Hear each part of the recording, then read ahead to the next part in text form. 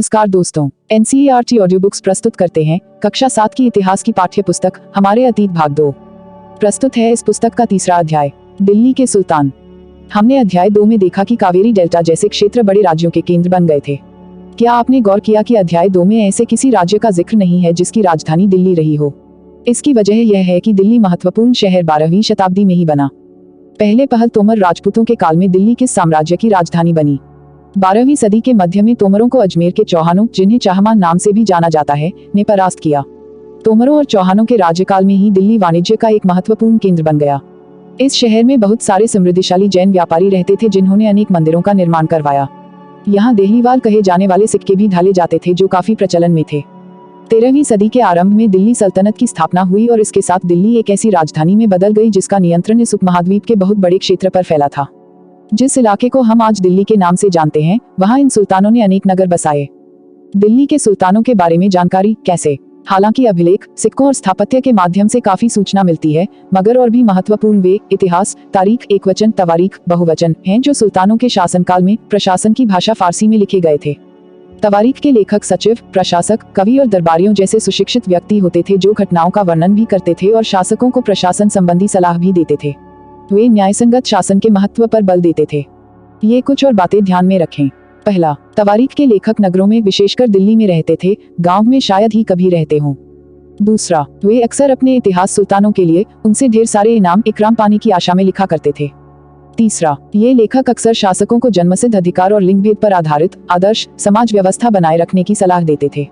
उनके विचारों से सारे लोग सहमत नहीं होते थे। सन 1236 में सुल्तान इल्तुतमिश की बेटी रजिया सिंहासन पर बैठी। उस युग के इतिहासकार मिन्हाज-ए-सिराज ने स्वीकार किया है कि वह अपने सभी भाइयों से अधिक योग्य और सक्षम थी, लेकिन फिर भी वह एक रानी को शासक के रूप में मान्यता नहीं दे पा रहा था। दरबारी जन भी उसके स्वतंत्र रूप से शासन करने की कोशिशों से प्रसन्न नहीं थे। सन 1240 में उसे सिंहासन से हटा दिया गया। दिल्ली सल्तनत का विस्तार, गैरिसन शहर से साम्राज्य तक। 13वीं शताब्दी के आरंभिक वर्षों में दिल्ली के सुल्तानों का शासन गैरिसनों, रक्षक सैनिकों की टुकड़ियों के निवास के लिए बने मजबूत किलेबंद शहरों से परे शायद ही कभी फैला हो। शहरों से संबद्ध लेकिन उनसे दूर भीतरी प्रदेशों पर उनका नियंत्रण न के बराबर था और इसलिए उन्हें आवश्यक सामग्री, रसद आदि के लिए व्यापार, कर या लूटमार पर ही निर्भर रहना पड़ता था। दिल्ली से सुदूर बंगाल और सिंध के गैरिसन शहरों का नियंत्रण बहुत ही कठिन था। बगावत, युद्ध, यहाँ तक कि खराब मौसम से भी उनसे संपर्क के नाजुक सूत्र छिन्न भिन्न हो जाते थे। शासन को अफगानिस्तान से आने वाले हमलावरों और उन सूबेदारों से बराबर चुनौती मिलती रहती थी जो जरा सी कमजोरी का आभास मिलते ही विद्रोह का झंडा खड़ा कर देते थे। इन चुनौतियों के चलते सल्तनत बड़ी मुश्किल से किसी तरह अपने आप को बचाए हुए थी। इसका संस्थापन गयासुद्दीन बलबन के शासन काल में हुआ और इसका विस्तार अलाउद्दीन खिलजी और मोहम्मद तुगलक के राज्यकाल में हुआ। सल्तनत की भीतरी सीमाओं में जो अभियान चले उनका लक्ष्य था गैरिसन शहरों की पृष्ठभूमि में स्थित भीतरी क्षेत्रों की स्थिति को मजबूत करना। इन अभियानों के दौरान गंगा यमुना के दोआब से जंगलों को साफ कर दिया गया और शिकारी संग्राहकों तथा चरवाहों को उनके पर्यावास से खदेड़ दिया गया। वह जमीन किसानों को दे दी गई और कृषि कार्य को प्रोत्साहन दिया गया। व्यापार मार्गों की सुरक्षा और क्षेत्रीय व्यापार की उन्नति की खातिर नए किले, गैरिसन शहर और शहर बनाए बसाए गए। दूसरा विस्तार सल्तनत की बाहरी सीमा पर हुआ। अलाउद्दीन खिलजी के शासनकाल में दक्षिण भारत को लक्ष्य करके सैनिक अभियान शुरू हुए और ये अभियान मोहम्मद तुगलक के समय में अपनी चरम सीमा पर पहुंचे। इन अभियानों में सल्तनत की सेनाओं ने हाथी, घोड़े, गुलाम और मूल्यवान धातुएं अपने कब्जे में ले ली। दिल्ली सल्तनत की सेनाओं की शुरुआत अपेक्षाकृत कमजोर थी, मगर 150 वर्ष बाद मोहम्मद तुगलक के राज्यकाल के अंत तक इस उपमहाद्वीप का एक विशाल क्षेत्र इसके युद्ध अभियान के अंतर्गत आ चुका था। इसने शत्रुओं की सेनाओं को परास्त किया और शहरों पर कब्जा किया। इसके सूबेदार और प्रशासक मुकदमों में फैसले सुनाते थे और साथ ही किसानों से कर वसूल करते थे। लेकिन इतने विशाल क्षेत्र पर इनका नियंत्रण किस सीमा तक और कितना प्रभावी था? खिलजी और तुगलक वंश के अंतर्गत प्रशासन और समेकन। नजदीक से एक नजर। दिल्ली सल्तनत जैसे विशाल साम्राज्य के समेकन के लिए विश्वसनीय सूबेदारों तथा प्रशासकों की जरूरत थी। दिल्ली के आरंभिक सुल्तान, विशेषकर इल्तुतमिश, सामंतों और जमींदारों के स्थान पर अपने विशेष गुलामों को सूबेदार नियुक्त करना अधिक पसंद करते थे। इन गुलामों को फारसी में बंदगा कहा जाता है तथा इन्हें सैनिक सेवा के लिए खरीदा जाता था। उन्हें राज्य के कुछ बहुत ही महत्वपूर्ण राजनीतिक पदों पर काम करने के लिए बड़ी सावधानी से प्रशिक्षित किया जाता था। वे चूंकि पूरी तरह अपने मालिक पर निर्भर होते थे, इसलिए सुल्तान भी विश्वास करके उन पर निर्भर हो सकते थे। खिलजी तथा तुगलक शासक बंदगा का इस्तेमाल करते रहे और साथ ही अपने पर आश्रित निम्न वर्ग के लोगों को भी ऊंचे राजनीतिक पदों पर बैठाते रहे। ऐसे लोगों को सेनापति और सूबेदार जैसे पद दिए जाते थे, लेकिन इससे राजनीतिक अस्थिरता भी पैदा होने लगी। गुलाम और आश्रित अपने मालिकों और संरक्षकों के प्रति तो वफादार रहते थे, मगर उनके उत्तराधिकारियों के प्रति नहीं। नए सुल्तानों के अपने नौकर होते थे। फलस्वरूप किसी नए शासक के सिंहासन पर बैठते ही प्रायः नए और पुराने सरदारों के बीच टकराहट शुरू हो जाती थी।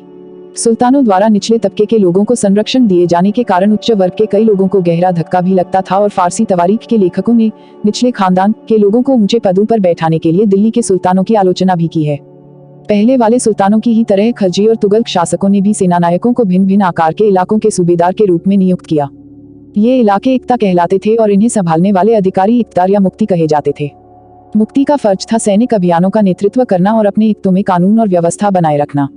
अपनी सैनिक सेवाओं के बदले वेतन के रूप में मुक्ति अपने इलाकों से राजस्व की वसूली किया करते थे। राजस्व के रूप में मिली रकम से ही वे अपने सैनिकों को भी तनख्वाह देते थे। मुक्ति लोगों पर काबू रखने का सबसे प्रभावी तरीका यह था कि उनका पद वंश परंपरा से न चले और उन्हें कोई भी इक्ता थोड़े थोड़े समय के लिए ही मिले, जिसके बाद उनका स्थानांतरण कर दिया जाए। सुल्तान अलाउद्दीन खलजी और मोहम्मद तुगलक के शासनकाल में नौकरी के इन कठोर नियमों का बड़ी सख्ती से पालन होता था। मुक्ति लोगों द्वारा एकत्रित किए गए राजस्व की रकम का हिसाब लेने के लिए राज्य द्वारा लेखा अधिकारी नियुक्त किए जाते थे। इस बात का ध्यान रखा जाता था कि मुक्ति राज्य द्वारा निर्धारित कर ही वसूलें और तय संख्या के अनुसार सैनिक रखें। जब दिल्ली के सुल्तान शहरों से दूर आंतरिक इलाकों को भी अपने अधिकार में ले आए तो उन्होंने भूमि के स्वामी सामंतों और अमीर जमींदारों को भी अपनी सत्ता के आगे झुकने को बाध्य कर दिया। अलाउद्दीन खलजी के शासनकाल में भू राजस्व के निर्धारण और वसूली के कार्य को राज्य अपने नियंत्रण में ले आया। स्थानीय सामंतों से कर लगाने का अधिकार छीन लिया गया, बल्कि स्वयं उन्हें भी कर चुकाने को बाध्य किया गया। सुल्तान के प्रशासकों ने जमीन की पैमाइश की और इसका हिसाब बड़ी सावधानी से रखा। कुछ पुराने सामंत और जमींदार राजस्व के निर्धारण और वसूली अधिकारी के रूप में सल्तनत की नौकरी करने लगे। उस समय 3 तरह के कर थे। पहला, कृषि पर, जिसे खराज कहा जाता था और जो किसान की उपज का लगभग 50% होता था।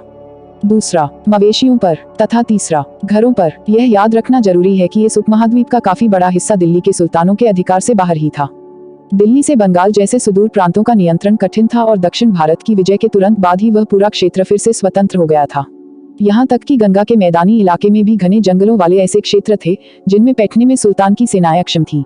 स्थानीय सरदारों ने इन क्षेत्रों में अपना शासन जमा लिया।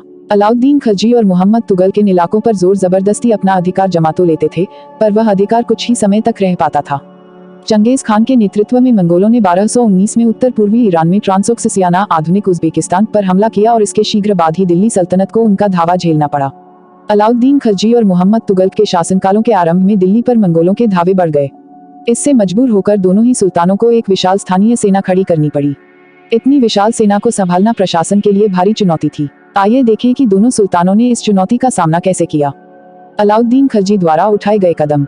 दिल्ली पर 2 बार हमले हुए, 1299 से 1300 में और 1302 से 1303 में। इनका सामना करने के लिए अलाउद्दीन खलजी ने एक विशाल स्थायी सेना खड़ी की। अलाउद्दीन खलजी ने अपने सैनिकों के लिए सीरी नामक एक नया गैरिसन शहर बनाया। सैनिकों के पेट भरने की समस्या को गंगा यमुना के बीच की भूमि से कर के रूप में खेती की पैदावार इकट्ठी करके हल किया गया। किसानों की पैदावार का 50% हिस्सा कर के तौर पर तय कर दिया गया था। सैनिकों को वेतन भी देना होता था। अलाउद्दीन ने सैनिकों को इक्ता के स्थान पर नकद वेतन देना तय किया। सैनिक अपना आवश्यक सामान दिल्ली के व्यापारियों से खरीदते थे और यह आशंका थी कि व्यापारी अपनी चीजों की कीमतें बढ़ा देंगे। इसे रोकने के लिए अलाउद्दीन ने दिल्ली में चीजों की कीमतों पर नियंत्रण लागू कर दिया। अफसर बड़ी सावधानी से कीमतों का सर्वेक्षण करते थे और जो व्यापारी निश्चित दरों का उल्लंघन करते थे उन्हें सजा मिलती थी। अलाउद्दीन के प्रशासनिक कदम काफी सफल रहे और इतिहासकारों ने कीमतों में कमी और बाजार में वस्तुओं की कुशलता से आपूर्ति के लिए उसके शासनकाल की बहुत प्रशंसा की है। मंगोल आक्रमणों के खतरे का भी उसने सफलतापूर्वक सामना किया। मोहम्मद तुगलक द्वारा उठाए गए कदम। मोहम्मद तुगलक के शासन के प्रारंभिक वर्षों में सल्तनत पर हमला हुआ। मंगोल सेना परास्त हो गई। मोहम्मद तुगलक को अपनी सेना की शक्ति और अपने संसाधनों पर इतना विश्वास था कि उसने ट्रांसोक्सियाना पर आक्रमण की योजना बना ली। एक स्थायी सेना तैयार करना उसका आक्रामक कदम था। नया गैरिसन शहर बनाने के स्थान पर दिल्ली के 4 शहरों में से सबसे पुराने शहर दिल्ली एकुना को निवासियों से खाली करवाकर वहां सैनिक छावनी बना दी गई। पुराने शहर के निवासियों को दक्षिण में बनी नई राजधानी दौलताबाद भेज दिया गया। सेना को खिलाने के लिए उसी इलाके से खाद्यान्न इकट्ठा किया गया, लेकिन सैनिकों की विशाल संख्या की जरूरतें पूरी करने के लिए सुल्तान ने अतिरिक्त कर भी लगाए। इसी दौरान उस क्षेत्र में अकाल भी पड़ा। मोहम्मद तुगलक भी अपने सैनिकों को नकद वेतन देता था, लेकिन कीमतों पर नियंत्रण करने की जगह उसने कुछ आज की कागजी मुद्रा की तरह टोकन सांकेतिक मुद्रा चलाई। ये सिक्के धातु के बने होते थे, लेकिन सोने चांदी के न होकर सस्ती धातु के। 14वीं सदी के लोगों को इस मुद्रा पर भरोसा नहीं था। वे बड़े चतुर थे। अपने सोने चांदी के सिक्के वे बचाकर रख लेते थे और अपने तमाम कर इस टोकन मुद्रा से ही चुकाते थे। इस सस्ती मुद्रा जैसे जाली सिक्के भी बड़ी आसानी से बनाए जा सकते थे। मोहम्मद तुगलक द्वारा उठाए गए प्रशासनिक कदम बेहद असफल रहे। कश्मीर पर उसका आक्रमण पूरी तरह विफल रहा था। तब उसने तुरान पर हमला करने का इरादा छोड़ दिया और अपनी विशाल सेना को भंग कर दिया। इस बीच उसने प्रशासन संबंधी जो कदम उठाए थे उनसे कई परेशानियां पैदा हो गई। दौलताबाद ले जाए जाने से लोग बहुत नाराज थे। करों में वृद्धि और गंगा यमुना के दोआब में अकाल से विक्षुब्ध जनता बगावत पर उतर आई और मोहम्मद तुगलक को अंततः टोकन मुद्रा भी वापस लेनी पड़ी। इन तमाम असफलताओं की गिनती करने में हम कभी कभी भूल जाते हैं कि सल्तनत के इतिहास में पहली बार दिल्ली के किसी सुल्तान ने मंगोल इलाके को फतह करने के अभियान की योजना बनाई थी।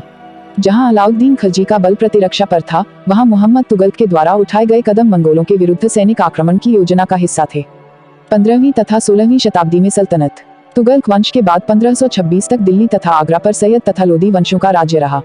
तब तक जौनपुर, बंगाल, मालवा, गुजरात, राजस्थान तथा पूरे दक्षिण भारत में स्वतंत्र शासक उठ खड़े हुए थे।